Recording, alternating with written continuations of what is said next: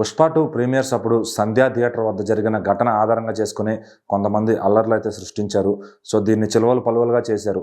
అయితే అల్లు అర్జున్ గారు శ్రీతేజ్ తన అబ్బాయి లాంటి వాడని తన మాటల్లోనే కాదు తన చేతల్లో కూడా ఆయన చేసి చూపించడం, తను చేసిన మాట మీద నిలబడ్డాడు బన్నీ అని చెప్పి ఆదర్శంగా కూడా నిలిచారన్నమాట.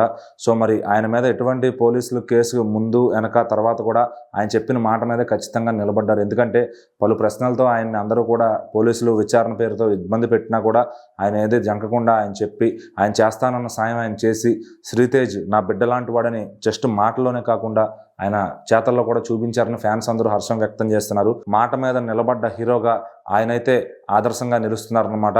సో మరి ఆయన చూసి ఇన్స్పిరేషన్గా తీసుకోవాలని చాలామంది ఫ్యాన్స్ కూడా సోషల్ మీడియాలో కూడా చెప్తున్నారు. మరి ఇలాంటి ఘటనలు జరగకుండా మిగిలిన హీరోలు అయితే జాగ్రత్త పడాలి. ఇలా జరిగిన తర్వాత అల్లు అర్జున్ గారి లాగా అయితే చెప్పిన మాట ప్రకారం సాయం కూడా చేయాలని చెప్పి అందరూ కూడా మాట్లాడుకుంటున్నారు.